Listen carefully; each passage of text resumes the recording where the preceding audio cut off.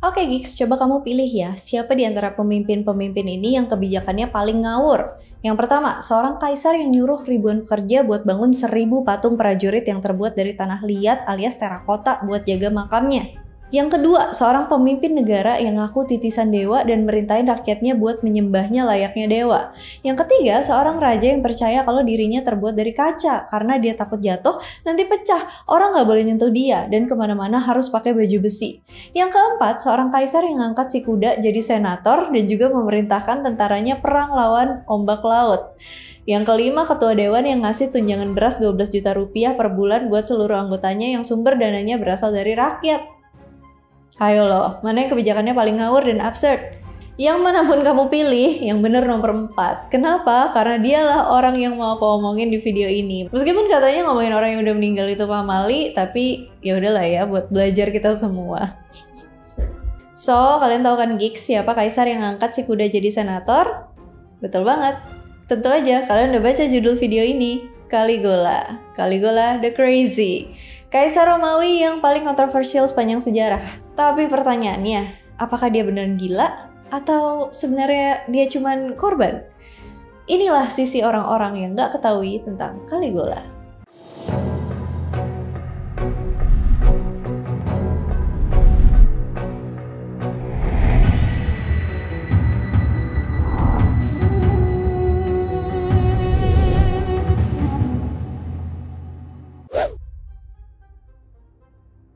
Suatu hari di lingkungan Istana Kekaisaran Augustus sekitar tahun 20-15 sebelum Masehi, ada seorang pemuda yang cerdas, berbakat, bernama Germanicus Julius Caesar, cicit dari mantan jenderal Romawi Mark Antony.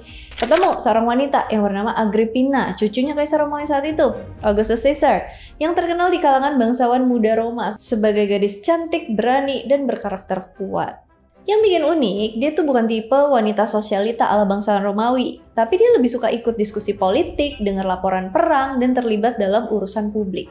Nah, sekitar tahun 5 sebelum Masehi, kurang lebih 10-15 tahun setelah pertemuan pertama Germanicus dan Agrippina, Augustus Caesar ngejodohin keduanya.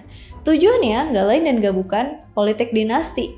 Dengan nikahin cucunya, si Agrippina, dengan keponakan buyutnya Germanicus, Augustus berharap keturunan mereka bakalan nyatuin dua garis besar keluarga bangsawan, garis keturunan Caesar Antony dan Agrippa Augustus. Jadi anak mereka bakal jadi pewaris darah sempurna Kekaisaran Romawi. Tapi berbeda dari pernikahan politik lain di Roma, Germanicus dan Agrippina beneran jatuh cinta. Surat-surat dan catatan sejarawan kayak Tacitus dan Suetonius gambarin mereka tuh sebagai pasangan yang saling menghormati, saling mendukung, sangat mesra, couple goals banget deh pokoknya. Setelah menikah, Germanicus jadi jenderal muda berbakat, mimpin legion di Jerman, Galia, Timur Tengah. Dia selalu bilang ke Agrippina supaya dia jangan ikut perang. Tapi Agrippina nggak pernah mau tinggal di Roma sendirian. Dia selalu pengen ikut ke medan perang. Dia pun ikut kampanye militer suami tercintanya. Bayangin aja, di zaman itu para istri bangsawan yang lain tinggal di villa mewah, staycation, mempercantik diri, skincarean biar glowing, hangout bareng keluarga bangsawan lain sesama kaum sosialita. Ini ada istri jenderal naik kuda di tengah barisan legiun dan berpidato di depan ribuan prajurit. Sampai-sampai pasukan legiun julukin si Agrippina Mater Castrorum atau ibu barak tentara. Pada tahun 12 Masehi di tepi sungai Rhine, lebih tepatnya di kamp perang, karena saat itu pasukan Germanicus lagi perang melawan suku barbar di Jerman Utara, Agrippina ngelahirin anak lelaki yang diberi nama Gaius Julius Caesar Germanicus. Bayangin, di tengah suara pedang logam yang beradu dan teriakan perang, Agrippina nyusuin seorang bayi sambil ngelihat suaminya mimpin pasukan. Ini bocil sih, literally anak medan perang ya. Sejak bayi, Gaius tuh selalu akrab sama perang, militer, dan dekat sama prajurit Romawi. Karena dia sering pakein seragam prajurit ayahnya, lengkap sama sepatu militernya, cuman versi mini, para prajurit ngasih dia nama panggilan sayang, Caligula, yang berarti sepatu boot kecil. Gaius alias Caligula disebut punya 8 saudara-saudari, tapi yang tercatat tuh cuma 5. Di antaranya Nero Julius Caesar sebagai kakak pertama, ini bukan Nero yang bakar Roma ya. Drusus Julius Caesar, kakak kedua, Agrippina Minor, Drusilla, dan Livilla. Yang ketiganya adalah adik perempuannya Caligula. Pada awalnya keluarga Caligula nih hidup bahagia, aman, tentram, damai. Enggak juga sih, orang bapaknya perang mulu. Pokoknya intinya keluarganya tuh keluarga harmonis. Tapi ayahnya Caligula, Germanicus, itu makin populer di mata rakyat dan tentara. Bahkan dia lebih dicintai daripada Kaisar Tiberius sendiri yang waktu itu jadi penguasa Romawi setelah Kaisar Augustus wafat pada tahun 14 Masehi. Kecemburuan politik pun mulai tumbuh, apalagi abis si Germanicus menang perang di Germania dan dia balik ke Roma. Disambut, dielu-elukan. Rakyat menyambut dengan sorak-sorai, pesta berhari-hari, dan patungnya tuh didiriin di mana-mana. Sementara sang kaisar dicuekin. Mulailah rencana sang kaisar nyingkirin Germanicus dan keluarganya. Kaisar Tiberius yang merupakan paman dari Germanicus ngirim sang ayahanda dari Caligula ini ke Syria dengan dalih misi diplomatik. Padahal sebenarnya ini jebakan. Di sana udah nunggu pejabat licik bernama Gnaeus Calpurnius Piso, orang kepercayaannya Tiberius. Saat itu tahun 19 Masehi, Germanicus dan Agrippina berangkat bareng sama anak-anak mereka, termasuk si kecil Caligula. Di setiap kota mereka disambut kayak selebriti Hollywood yang lagi jalan di red carpet. Dan di sana Germanicus tiba-tiba sakit parah, tubuhnya membiru, dia muntah darah, dan pada akhirnya dia meninggal. Sebelum dia meninggal, dia sempat berkata kalau dia diracun. Siapa pelakunya? Tepat sekali, Piso. Yang emang udah ditugasin Kaisar Tiberius buat ngelenyapin Germanicus. Sebelum menghembuskan nafas terakhirnya, Germanicus ngomong ke istrinya, Agrippina, jaga anak-anak kita, balaskan kehormatanku, jangan biarkan mereka menghancurkan keluarga kita. Germanicus meninggal di usia muda 33 tahun. Seluruh Romawi berduka. Agrippina pun balik ke Roma dengan peti mati suaminya, dengan anak-anaknya di belakangnya, termasuk Caligula kecil yang baru berumur 7 tahun. Orang-orang berdiri di jalanan sambil nangis waktu jenazahnya dibawa pulang dari Syria. Momen ini legendaris banget. Seluruh kota diam, seluruh rakyat meratap, hanya satu orang yang ketawa lepas atas kepergian Germanicus. Siapa lagi kalau bukan Kaisar Tiberius. Setelah kematian suaminya, Agrippina langsung jadi figur yang paling dicintai rakyat Roma. Dia dianggap simbol moralitas, keberanian, dan pewaris sejati darah Augustus. Tapi itulah yang bikin Tiberius paranoid. Agrippina terbuka banget nuduh Gnaeus Piso, gubernur Syria, yang dianggap ngeracunin suaminya. Piso akhirnya diadili dan bunuh diri, tapi publik yakin Piso cuma boneka dan Tiberius lah dalangnya. Setelah itu Agrippina mulai tampil di depan umum pakai pakaian berkabung, bawa anak-anaknya termasuk Caligula kecil ke acara-acara publik, nunjukin kesedihan dan kemarahan kepada kaisar. Buat Tiberius, itu artinya dia lagi kampanye ngelawan gue, dan gue gak akan tinggal diam. Kaisar Tiberius nih orang yang berdarah dingin, paranoid, dan licik. Dia mulai tuh pelan-pelan ngancurin keluarga Germanicus, bukan lewat pedang, tapi lewat fitnah, jebakan, dan pengasingan. Tiberius punya tangan kanan jahat, Lucius Aelius Sejanus, kepala pasukan pengawal istana alias Praetorian Guard, yang juga benci sama keluarganya Germanicus. Dan rencana mereka berdua ngelenyapin keluarga Germanicus pun dimulai. Nero Julius Caesar, kakak tertua Caligula, ingat ya, Nero ini bukan Nero yang ngebakar Roma ya. Awalnya dia ini yang dijagokan jadi penerusnya Tiberius. Tampan, santun, populer, rakyat suka sama dia, senator hormat padanya. Tapi Sejanus nebar fitnah. Nero bersekongkol dengan ibunya buat ngejatuhin kaisar.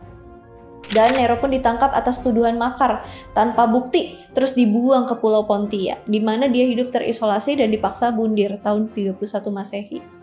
Ironisnya, Agrippina sempat kirim surat ke Tiberius mohon ampun buat anaknya, tapi nggak pernah dijawab. Setelah Nero meninggal, giliran Drusus, kakak kedua Caligula. Dia juga difitnah, punya niat yang sama, ngerebut tahta. Drusus dipenjara di bawah tanah, di mana dia disiksa secara perlahan. Catatan Tacitus, sejarah Romawi, nyebut Drusus bertahan selama 9 hari tanpa makanan, dan akhirnya meninggal karena makan jerami dari tempat tidurnya sendiri. Setelah dua anak laki-lakinya tewas, Agrippina masih belum nyerah. Dia mulai terang-terangan melawan Tiberius di depan publik. Aku adalah cucu Augustus. Kau takut pada wanita, Tiberius? Kau bunuh suamiku, lalu anak-anakku. Itu terjadi di depan senat dan seluruh Roma pun gempar. Tiberius murka, tapi dia nggak berani bunuh Agrippina secara langsung karena rakyat masih cinta sama keluarga ini. So, Sejanus mulai nyebar gosip kalau Agrippina tuh ambisius, licik, bahkan pengen jadi kaisar perempuan pertama. Pada sekitar tahun 29 Masehi, Agrippina dituduh berkomplot melawan kaisar dan menghina kehormatan Roma. Agrippina pun diasingin ke Pulau Pandateria yang sekarangnya Ventotene, Italia, pulau kecil di Laut Tyrrhenian, tempat banyak wanita keluarga kekaisaran dibuang. Di sana dia disiksa, dijaga ketat, dan dibiarin meninggal kelaparan 4 tahun semenjak dia diasingkan. Sejarawan Roma, Tacitus nulis, dia nggak diizinin bawa hamba, perhiasan, atau pakaian yang layak. Dia dipaksa bertahan hidup dengan air asin dan makanan basi. Agrippina meninggal bukan karena kelemahan tubuh, tapi karena kekuatan jiwanya yang melawan penguasa. Gimana dengan adik-adik Caligula, Drusilla, Agrippina Minor, dan Livilla? Waktu itu, ibu dan kakak laki-laki mereka ditangkap. 3 anak perempuan Germanicus masih muda banget, buat sementara mereka diselamatin sama keluarga lain, tapi nasibnya juga beda-beda.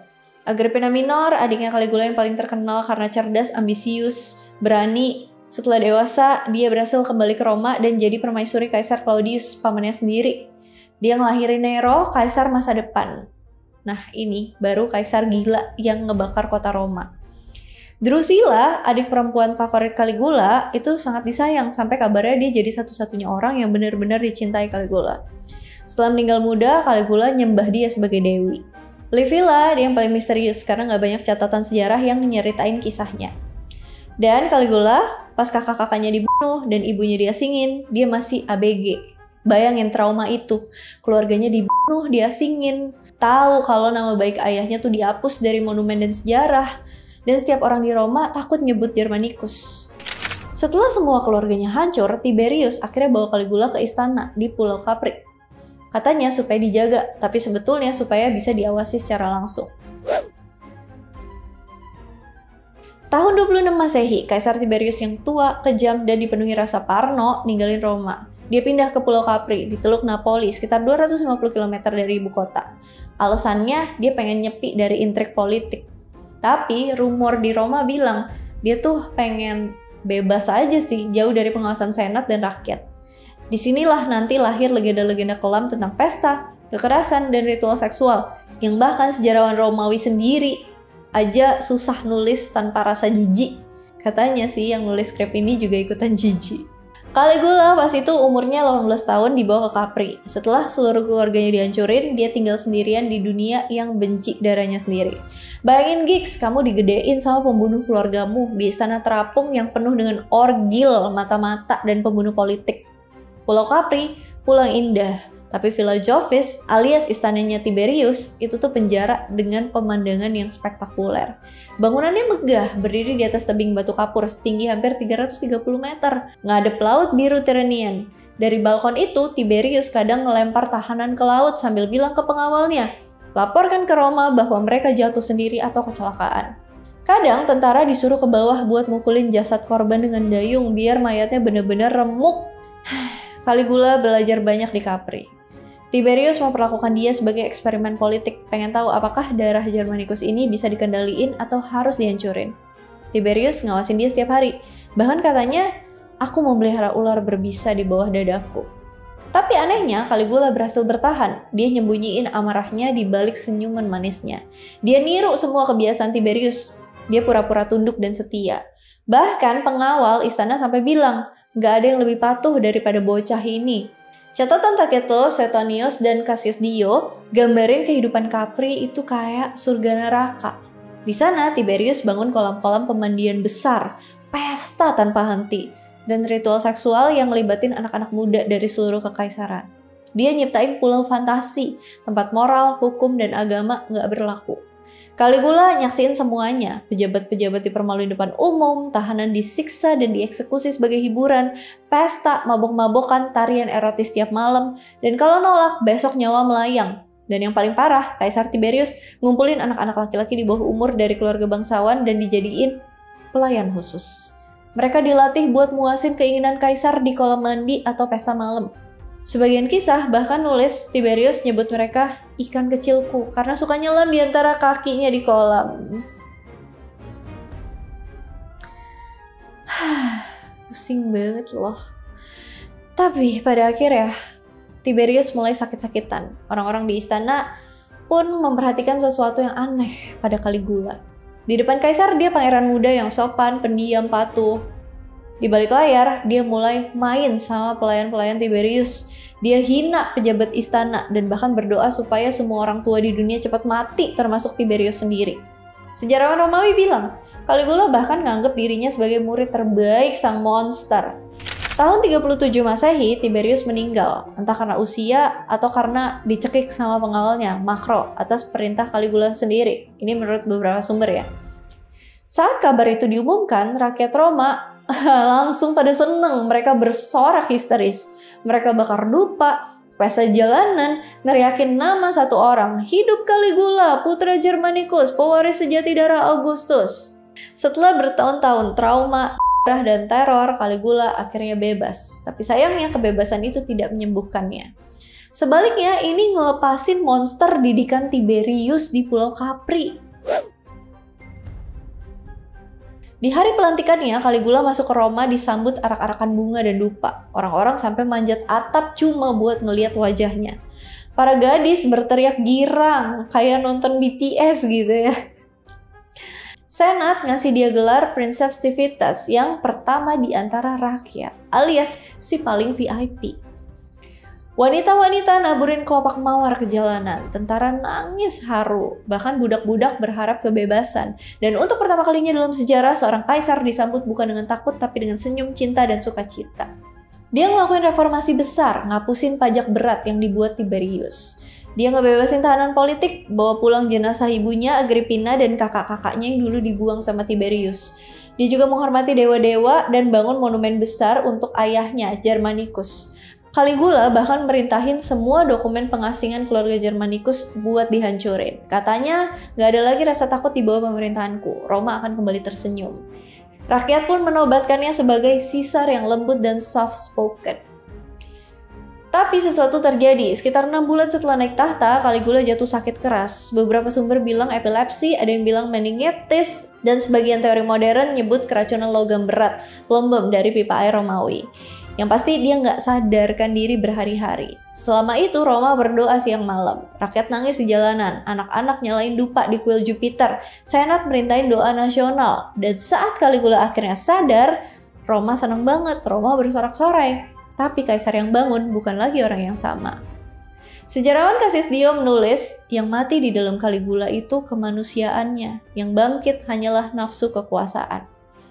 Seolah penyakit itu buka sisi gelap yang selama ini dia pendam sejak di Pulau Capri. Setelah sembuh, Caligula mulai nunjukin sifat-sifat aneh dan berbahaya. Dia nyuruh orang dibunuh tanpa alasan jelas, kadang cuma karena mimpi buruk atau karena seseorang terlihat lebih bahagia darinya. Dia bangun proyek besar yang gak penting, misalnya jembatan apung sepanjang 3 km di Teluk cuma buat dia biar bisa nunggang kuda. Dia juga nyebut dirinya sebagai dewa hidup. Awalnya dia bercanda, terus dia serius. Dia nuntut dipanggil Dominus Edeus, Tuan dan Tuhan. Dia juga nikahin saudara perempuannya, Drusilla. Sayangnya gak lama Drusilla meninggal dan dia pun jadiin Drusilla dewi dan menyembahnya. Dia nunjuk kudanya Encetatus sebagai konsul. Kuda itu dikasihin kandang marmer, kalung permata, dan pelayan pribadi. Gokil!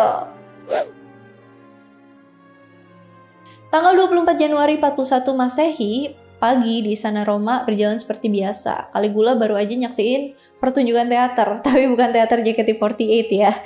Dia lagi ketawa, bercanda sama para pengawal, tiba-tiba Cassius Chaerea, seorang perwira Praetorian Guard, pengawal pribadi kaisar, mendekat sambil pura-pura memberi hormat.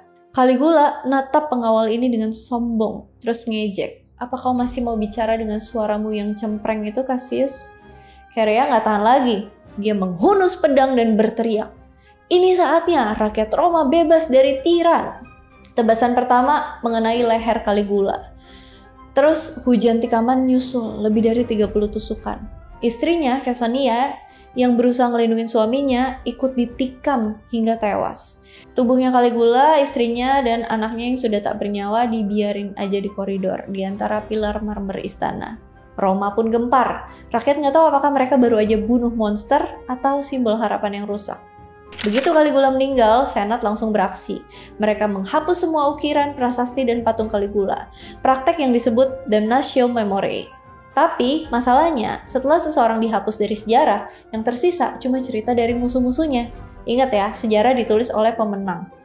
Nah, sebagian besar kegilaan Caligula kita tahu dari sejarah Romawi, kayak Suetonius, Cassius Dio, dan Tacitus yang pro senat, sedangkan Caligula sering bentrok sama senat. Mereka nulis 60-80 tahun setelah Caligula meninggal. Bisa jadi banyak cerita dilebih-lebihin buat ngelukisin dia sebagai monster demi membenarkan p***annya.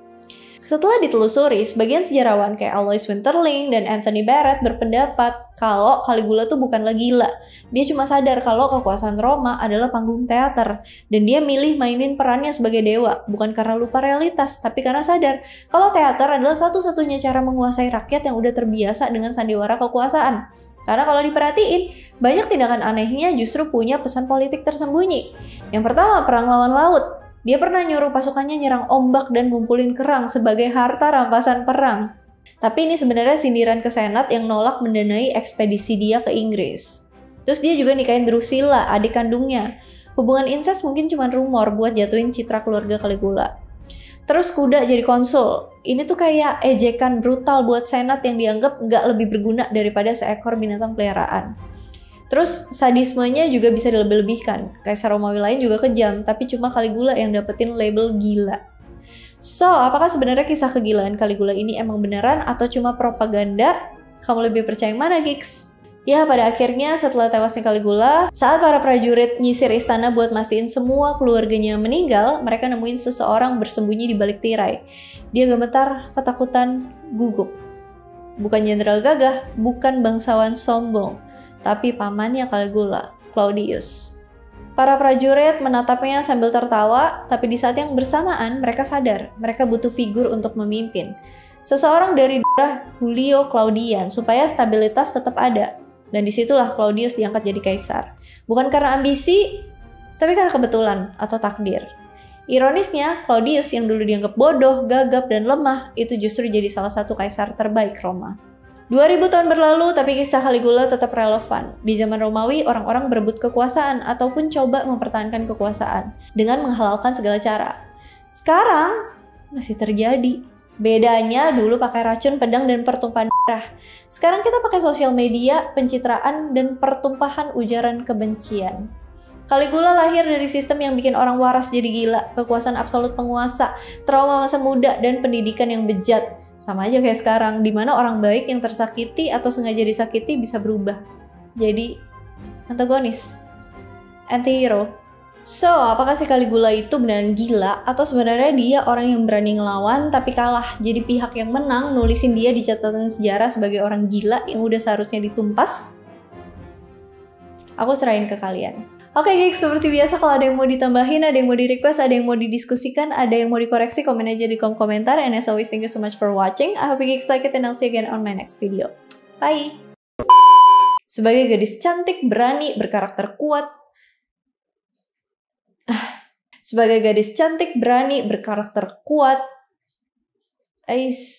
ini ada istri jenderal naik kuda di tengah barisan legiun dan berbita.